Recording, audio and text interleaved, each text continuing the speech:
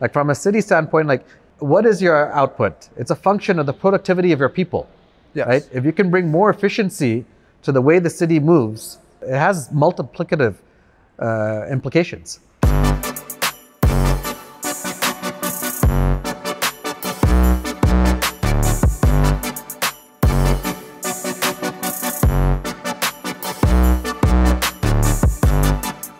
We've seen organic product market fit for micromobility all over the world. Because mobility is actually a means to an end. You have quite a big fleet, I see. Yeah, thank you. Thank you. To move a car, it costs to move the car itself. This vehicle we've customized for the market. Okay. Right? It's not that you're buying You cannot buy a scooter like this. Can we speak a little bit about infrastructure? Any city that's grappling with congestion, like this is like a no-brainer. This is a way to address it. Basically, you guys build it. Yeah, From the frame and everything. that's right. One of these babies can carry 20 batteries. And it's electric drivetrain, 90% energy efficiency, because we're going to deliver groceries in 10 minutes. Feed me, help me, listen to me, right? Give me some I need juice. something, right?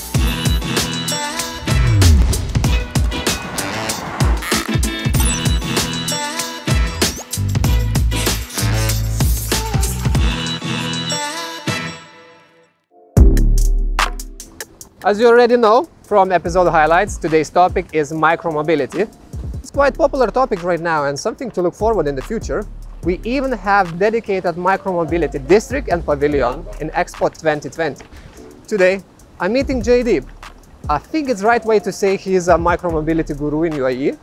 He worked in the companies such as Careem, Grabwheels, Cirque, and now co-founded Phoenix. Phoenix is a leading micromobility operator in the Middle East region. And yeah, we're gonna go and check them out. Let's take a look.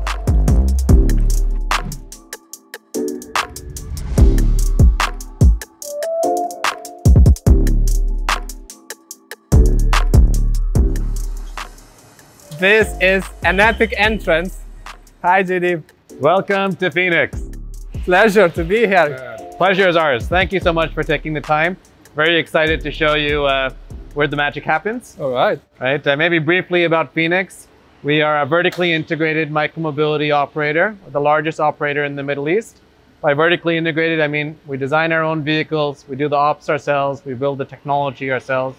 We'll see some of those innovations today. Let's take a look. So this facility is actually the largest micromobility facility in the entire region. It's over 12,000 square feet. From an operations standpoint, I guess three things that we're really focused on. Right? The first is reliability. Right? Customers want to know their scooter works. Right? The second is meeting customer demand. And then the third piece is about driving a sustainable business. Right? And that's why we make these big investments in centralized infrastructure so that we can spread it out over more and more vehicles, more and more rides, compress that cost of service, make the service more affordable. Makes sense. Sounds Right? good. Yeah. So You have quite a big fleet, I see. yeah, thank you. Thank you. Actually, you know, a lot of people question: is there a need for scooters in the Middle East? Right? Who's going to ride when it's hot, Yeah. etc. Right? There's no biking culture, right? Pedestrian culture. Generally, the needs are quite universal. Right? What people care about is affordability, convenience, and experience. And this is what micromobility brings for single passenger short distance trips. Because mobility is actually a means to an end. Right? You're moving Yeah. The final destination. because you want to get somewhere so you can do something. Right? And that's what we're trying to do with Phoenix. Make it easier for you to get to where you need to be. Yeah. Do what you're meant to do. Reach your potential. That's our tagline. Okay. This vehicle right here, this is actually our premium vehicle. We call it the S1, the Scooter 1 Max. Actually, it's the 4th generation vehicle that our team has worked on. So there's a lot of iterations, 3 core aspects of design input. One is around durability, because when we buy the vehicles, Yeah. right, they should last, they shouldn't break that easily. A lot of people Right? using it. Yeah, because it's a shared vehicle. The second is around safety, right? So ensuring there's a lot of features so that people can ride without getting hurt. And third is customer experience. Maybe I'll give you a quick demo, run through of some of the features. Right? It's a very wide handlebars, very easy to balance, double braking system, front and rear brake, A nice smartphone holder, bag holder here as well, right? Very easy, very secure. Works. The idea is you don't need to ride with one hand, because that's how you fall down. It's not easy to balance. You mean checking Checking the map and- phone, the WhatsApp that's buzzing in your pocket, Yeah. right? Put it in here, get the directions, very easy. This is an aircraft aluminum frame, so it's strong yet lightweight. You can see back here, actually, this is a rear wheel protective shield. It's a localization for the market. If you're wearing long clothing, like an abaya, a dish dasha, a long dress, doesn't get caught in the rear wheel. Each of our scooters also have an inbuilt hand sanitizer. And the idea, of course, right, is that you put your safety in your own hands, right? You don't need to trust, has Phoenix sanitized the scooter? Yeah. You guys made it? Oh yeah, this vehicle we've customized for the market. Okay. Right? It's not that you're buying You and using. you cannot buy a scooter like this. Trust me, a lot of people ask us, where can we buy it? Yeah. From us. Yeah. That's it, yeah. So this is one model that we have. We have another model here. It's a bit smaller, right? It's a lightweight model. Right? We call it the S0 or the Scooter Zero. A lot of people buy scooters these days. Like you may see people riding around town, right, for various reasons. I mean, the main one is that it's a lot cheaper to buy a scooter than to buy a car. Yeah, it is, yes. Right? I mean, car may cost like 100,000 dirhams. Scooter may cost 1,500 dirhams, right? So it's affordable for a lot more people. Yeah, But, easy entrance to basically yes. to travel. It's access to opportunity. Yeah.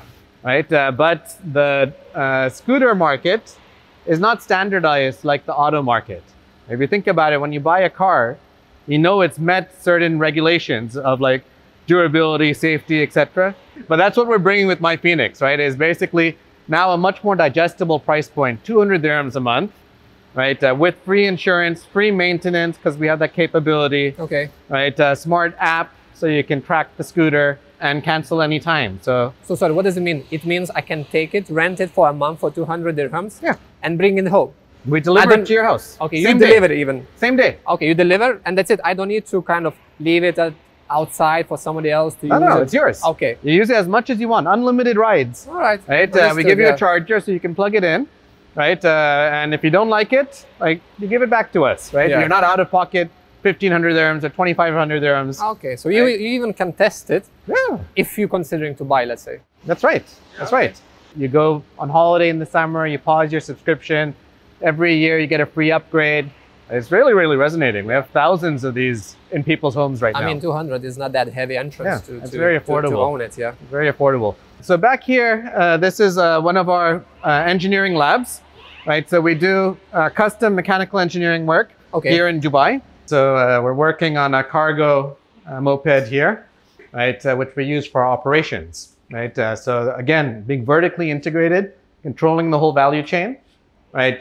We specialize the vehicles that we use to service our shared fleet, right? So that it's more efficient, sustainable, more productive, lower cost. Basically, you guys build it Yeah. from the frame and everything. I just noticed you guys have even 3D printer. That's right. Yeah, we just recently did episode as well with the 3D printers, Proto wow. 21. So that's why I noticed like, oh, hey, why Yeah. do you guys doing that? Yeah. That's cool, yeah. Yeah. So the idea is we don't want to wait on the whole China supply chain, right? Which takes months to like tool, source parts, get samples, order, ship it Yes, here, etc. logistics, yeah. Rather, we can do rapid prototype locally and even implementation locally. Like that sanitizer I showed you was ideated here in Dubai, right? Was sourced, tooled, implemented locally, and now we're exporting it to other markets in the GCC. That solution. That solution, Okay. right? As an example. Nice, fantastic. Yeah.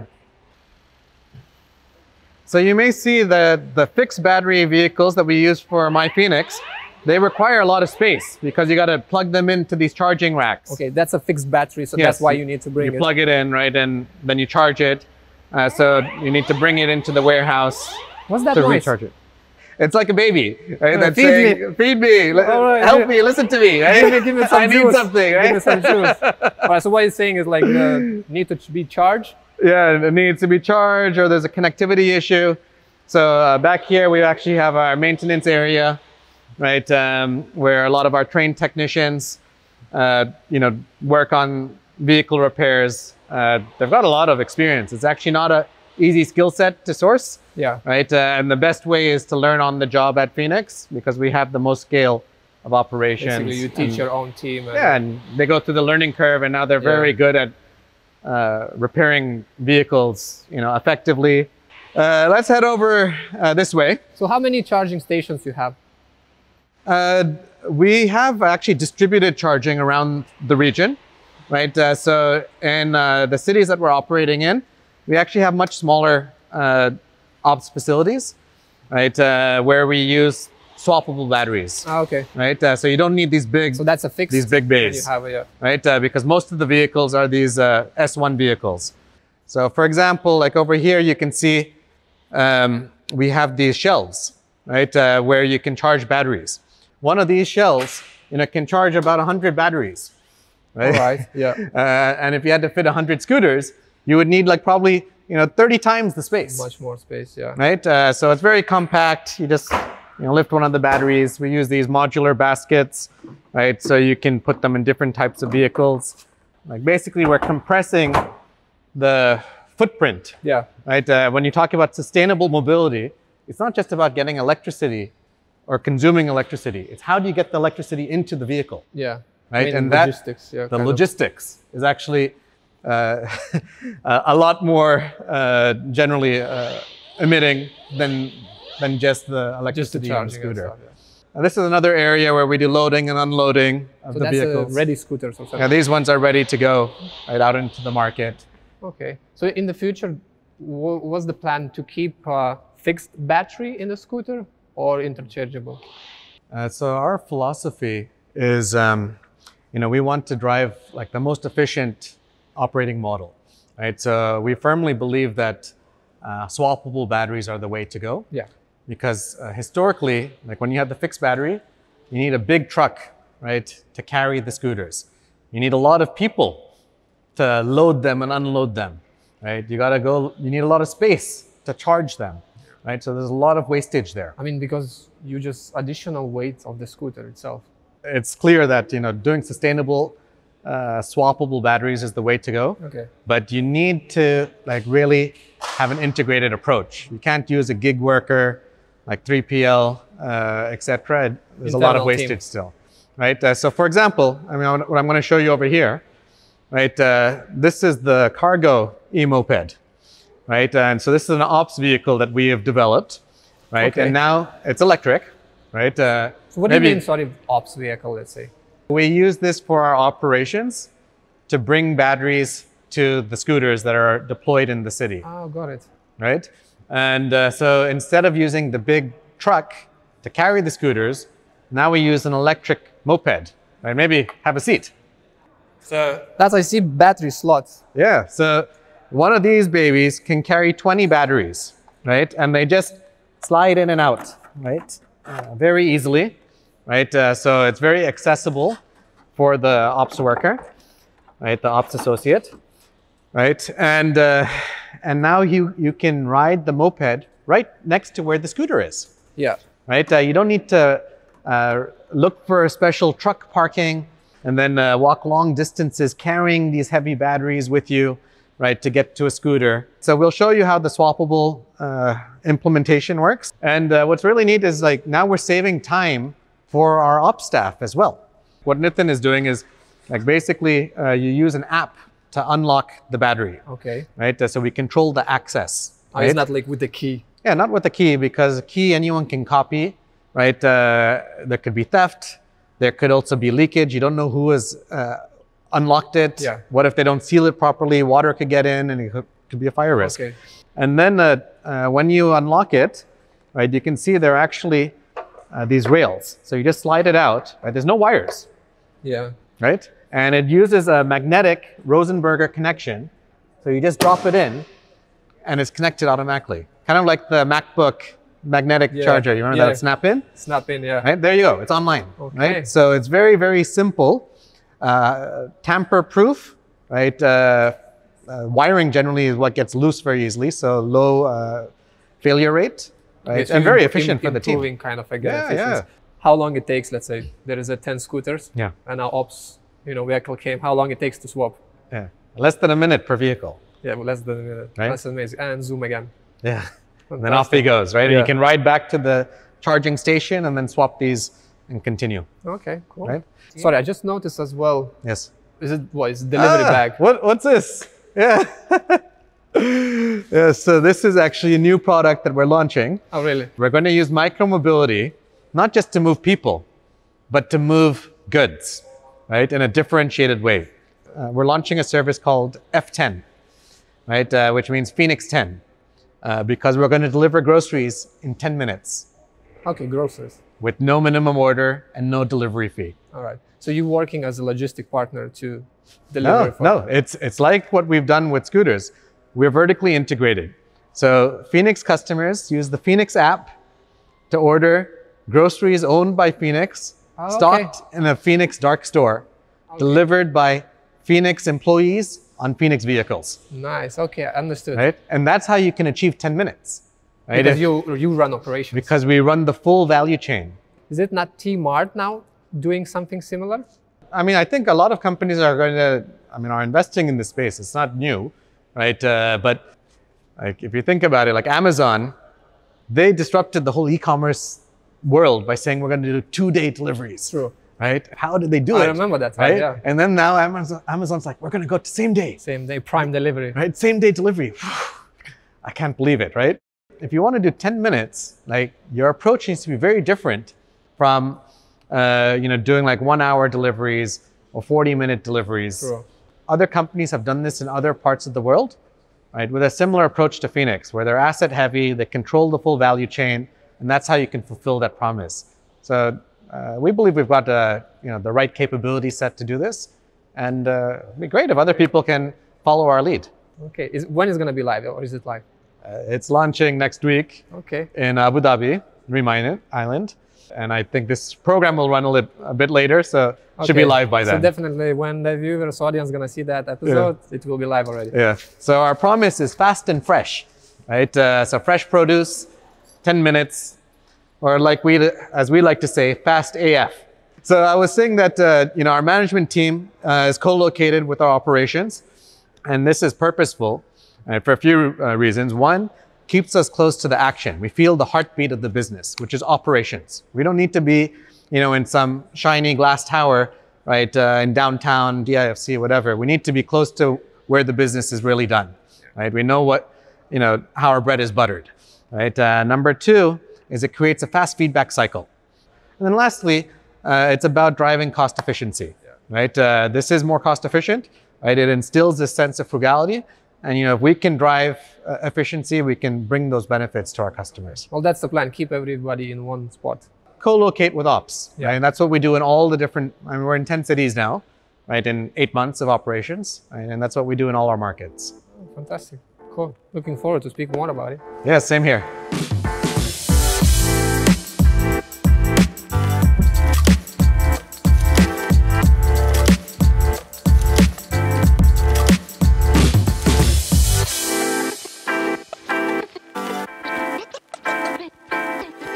Let's jump into the question straight away. What is the lifetime of the scooter? We've not actually gone through a full life cycle of the scooter. Yet. Okay. Not yet. Because we're very methodical with how we manage vehicle lifetime maintenance, right? Starting with high quality vehicles, they're very durable, very proactive maintenance effort, right? We do quality control checks, and theoretically, you could replace 100% of the parts of a vehicle, and it can keep going. Our expectation is like our vehicles should last at least 36 months, right? And based on the current track record, maybe even longer than that. Okay, so that's quite long. Yes. I mean, while you're maintaining. It's best in class in the industry. So how long you guys in operation with the scooters? So with Phoenix, we've been operating since mid-November, right? So it's been about 8 months now. Before Phoenix, I've been working micromobility for maybe 4 or 5 years now, since 2017, right? And it's a young industry, so I'm a bit of a dinosaur, right? But I was first with Grab in Southeast Asia, did a lot of work in China. Then I was part of the founding team of Circ, which is a European and Middle East company, right? And we introduced the concept to the region and had a good level of scale, and now we've been doing it with Phoenix. So a lot of learnings along the way. Okay.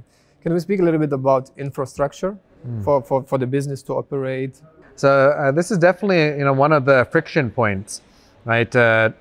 Because I think like from a demand standpoint, right, what's interesting is like we've seen organic product market fit for micromobility all over the world. We just put scooters on the road and they sell themselves, right? No, you don't have to market it, right? People see it. Awareness is like very fast, right? The need is very frequent, like you're moving every day, right? And adoption is quite quick, right? The constraint is, I would say market acceptance from governments, from cities, from communities, right? And of course, infrastructure is one part of that. It's a big part of that. I think it is a gradual transition, right? Where we need to shift our mindset, right? From away from like building cities for cars to building cities for people, right? Our objective function should be like quality of life, right? And how do we move the most people in our cities? Not how do we move the most cars. Yeah. You can call it like an inversion of the transport pyramid. Like today in the Middle East, you need to own a car to get around, right? Because like there's not enough public transit. It's not easy to get there. There's not good infrastructure to ride bicycles and to walk. Yeah. Think about the future. And I mean, this is a very expensive current state, right? Cars cost a lot of money for individuals. They cost a lot for cities because the roads cost a hell of a lot. It's not free, right? We don't pay directly. We pay indirectly through taxes, right? Through fees. I was listening to one of your interviews and really loved your kind of statement that you mentioned. To move a car, it costs to move the car itself. And then it's just 100 kg of the person you're moving. Absolutely, right? That's what's so unusual about like the status quo is like today we all move in cars, right? And like the car is, I mean, it's a beautiful device. 2-ton beautiful right? device. It is, gives you so many options for what you can do, right? It's a general purpose device. It's a bundle of different use cases, right? You can move 5 people, you can go at fast speeds, you can carry a lot of stuff in the trunk, right? So whatever you need, car's got you covered. But if you think of it as a bundle of trips that you're prepaying for, right? Like maybe I'm buying 50,000 trips when I buy this car, right? And some of those trips, sure, you've got 5 people and suitcases and you're driving at, 160. Twice a year. Right? But most of the time you're moving by yourself. 70% of trips are single passenger, right? Okay. And you're not even going very fast, right? Because of traffic. Average speed maybe 15, 20 kilometers an hour in some places, right? Yeah. And now if you think about it, I've got this like 2,000 kgs of steel moving 100 kgs of passenger, right? 2 to 3 kilometers, right? 20 kilometers an hour, right? Like, what am I paying for? It just doesn't make sense. I'm paying to move the car, not to move me, True. right? And that's the genesis of micromobility. And this is why I call it a disruptive innovation. Ride-hailing is actually an iterative innovation, a sustaining innovation. It took the current status quo and like made it more accessible, right? Through technology, but it did not change the fundamental cost structure, right? With micromobility, now you've got a vehicle that's 1% the mass of a car. It's 20 kgs versus 2,000 kgs. So 20 kgs moving 100 kg. Yes, now it's like, okay, I'm moving me. Right? Yeah, I'm myself. paying to move me, right? Not to move the car, right? And it's electric drivetrain, so 90% energy efficiency. Combustion engine is 30%, Okay. right? So it's actually 100x on a per kilometer basis, right? Your fuel costs, your energy costs are much lower. On top of that, it's already self-driving, right? You drive yourself. You're not paying for a private chauffeur to drive you around, Yeah. right? So labor costs are reduced, right? And so yes, much more affordable for me, right? And actually much more efficient for cities. We look all over the world, right? Everyone is moving to cities, right? Over like our generation, like urban populations have really grown, Yeah. right? This is like where the action is, where the jobs are, the opportunities are, right? And demographics are all young, so all the young people are moving to cities, right? And they're all buying cars. There's more and more cars getting on the road, and there's not enough space to expand the roads In existing cities. in existing cities. So you have this pileup of traffic, right? A lot of cities now, and traffic has been getting a lot worse. We don't realize it, but like that's time that we're losing, right? If I'm spending an hour each way commuting, right? That's 2 hours of my day that I could be doing a lot of other things, right? I could be earning, educating, earning, right? family. I could be learning. I could be nurturing. I could be sleeping, taking care of my health, right? So many alternative uses of that time, right? And that's why we say that mobility is actually a regressive tax, because the less you make, the more you pay. In terms of share of income, right? The richest maybe pay less than 1% of their income on mobility. Okay, so why? Because they live nearby? Yeah, they live close to work, right? They own cars, they go on their own schedule. It doesn't grow with income, right? The cost of mobility is more linear from a financial standpoint. What about poorest? Everyone else, right? We take public transit, right? We live farther away. Our share of income, maybe 20%, 10%, right? It's a lot more in terms of financial cost. But then think about time, opportunity cost. Someone who's spending 15 minutes a day versus someone who's spending 2 or 3 hours a day. That is your potential that's getting taxed, right? So micromobility would saving that time for the travel? And it's a bit of a complex topic, right? But we talked about like cost structure. Financial cost can be less, right? To take a scooter, an e-bike, an e-moped, mechanical bike, what have you. It makes public transit more accessible. Talking about from a city standpoint is it can help reduce congestion, because one car lane actually doesn't move that many people, because the cars generally have one person per car and they have all this space between the cars when they're moving, right? If you repurpose that car lane for micromobility, you actually move 6 times the people more in the same amount of space. This is not a 5% gain. This is a 500% gain. True. Right? Any city that's grappling with congestion, like this is like a no-brainer. This is a way to address it and then drive access to public transit, which is the most efficient way to move people. You're talking about, we want to drive economic output, right?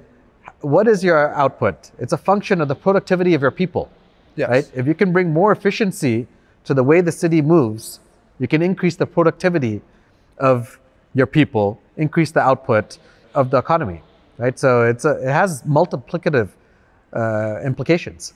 Okay. Since you mentioned, like, let's replace one lane of the road, for micromobility, do you think something gonna happen? Is anybody pushing? Do you guys wish that? For sure. So it's already happening. The constraint right now is not market potential, right? Actually, it's capital, right? Because like, look at a city like Dubai, right? 3 million people, probably 10 million trips a day, right? Medium term, maybe 30–40% of those trips can be substituted by shared micromobility. That's 3 to 4 million trips a day, right? That's a hell of a lot of trips, right? And that's on existing trip demand. Once you make it more affordable and accessible, there's all sorts of new demand that gets unlocked. To service that many trips, I mean, you're talking about like, hundreds of thousands of vehicles, right? And this might scare people, like, oh my God, he's gone crazy, right? But think about it, like, how many cars do we have today in Dubai? Probably 2 million, right? Yeah, we accept that, right? 2 million cars. Why should, micromobility be much, much less than cars when they're much more efficient, right? In the future state, you should have much fewer cars actually, and much more micromobility, because it can drive access to a shared vehicle in a way that you can't get to otherwise. So it just makes right? sense. So today, right, we focus on the areas where the infrastructure is conducive, right? And so maybe the whole city is not ready, but there's definitely pockets in every city where it's safe to ride a bike, right? And if you can ride a bike, you can ride a scooter. So it can be, dedicated, protected bike lanes. I mean, that would be great. It could be, just bumper lanes. It could be broad pavements. It can be slow speed roads. Like, main point is, like, people need to feel safe when they're riding, right? And there's many, many areas which fulfill that criteria today. I've been in Denmark, in Copenhagen. Yeah, they have a separate lane with a bump. You feel so secure Yeah. because it's like, you know that, car not going to drive in your lane. Yeah. So I think like in today's technology-driven age, right, we are used to like overnight adoption Yeah. of new services. But what's different with micromobility is we're not just talking about bits, we're talking about atoms, right? It's a physical experience in the real world. And it takes time to transition infrastructure to accommodate it. So it's happening. I mean, you look at all the progress around the world and in the region, every major city has introduced shared micromobility, right? And actually not that much time, right? In the span of like 2-3 years. Tremendous progress, True. right? So there's growing and growing evidence and acceptance that this needs to be a core element of an integrated multimodal network, not a standalone solution. No one's saying get rid of the car or like get rid of the metro, Give but us like the space. make it all fit together, right? And with more data of actual behavior change, benefits, etc. I mean, those zones are going to expand, right? It's just a matter of time. Okay. How many operators are in the region? Must be a dozen shared micromobility operators in the Gulf. Yeah. You have different archetypes of companies, right? There are a couple international companies, small businesses as well. And you don't need to be a multinational, right, to do something like this. I mean, some of the basic ingredients are there. You can buy scooters, you can license operator, yeah? white label software. I think, to really bring a deep solution for the market, you do need to be able to customize or localize the technology. Yeah. And so this is what we're doing at Phoenix, right? You saw some of the aspects on the hardware front, but even on the software front, right? We've been localizing our experience for this region. For example, making it more inclusive from a payment standpoint, right? Not everyone has a credit card or bank account, right? So now we allow you to actually pay with your smartphone balance, right? So every adult has a smartphone, and there's many ways to top up your smartphone carrier balance, and we piggyback on that and facilitate that as a payment channel on Phoenix. Okay. So let's say I have Virgin Mobile, I have, I don't know, 200 on the credit, and I can check out with these credits. Yeah, that's the idea, right? So currently we're working with Etisalat, and a few other partners are coming on board. If you have a prepaid balance, right, you can just deduct that or transfer that balance to Phoenix and pay for your ride. Any kind of failures that became a good lesson for you personally in the business operation? Doing a startup, I mean, it's not easy for sure. Requires a lot of perseverance. There are a lot of things that can be better. Big lesson for us is, get a product to customers as soon as possible, right? Don't wait for it to be perfect, right? Because your definition of perfect is probably the wrong definition. Once you get something in customers' hands, you learn a lot faster about what they really need and what they really care about, and how can we refine that to meet their needs. I think that's been a good lesson, and there's probably many more. Because you guys scaled quite quickly, how many employees you guys have? Today we're about 150 people in the company. Being vertically integrated, this means many different functions, right? There's a technology team, customer care, marketing, business development, government relations, right? And then a large share of the team is actually in operations, not just ops managers, but even the field associates. I think this is something that we do a bit differently from most other companies in the region. Here, all of our staff is employed by Phoenix and shareholders of Phoenix. We made this decision for a few different reasons, right? But big picture, it's because it drives the best financial performance and the highest quality. Our staff are instilled with an ownership mindset, right? Because they're a shareholder. Can you explain a little bit more about it? We care a lot more about the little things, right? Everyone is customer facing, actually, especially our operations team. We're very proud that we've made this investment in our talent, and we seek to cultivate them as leaders in our company, right? Build a career for them, not just a paycheck. That has resonated in the market. It's the reason why we leapfrogged these dozen companies, became number one in a relatively short amount of time. It's a reason why we're a partner of choice with all the different transport agencies, all the different real estate developers, because they know with Phoenix, they're going to get the highest quality service. Okay, because all the team team care about details. Absolutely. How do you guys planning to create that logistics and everything in order to deliver in 10 minutes groceries, like as you mentioned? So this is a new area that we're very excited about. The reason why we're getting into grocery deliveries is actually, as a mobility business, right, two of the core elements that we need are cost-efficient logistics and actually also payments so that we can reach everyone. Right? We've already been doing deliveries for Phoenix Mobility. It's a natural extension actually for us to get into delivering other things, right? And groceries seem like a great category because, truthfully, we've taken inspiration from what we've seen in other geographies. The promise of 10 minutes has really resonated with customers, right? If you put a customer hat on, right, another one of our values, customer obsession. So it's a paradigm shift. And once you have groceries available essentially on demand, right, now you can take away the planning from groceries. Imagine having a supermarket on demand in your kitchen, whatever you need.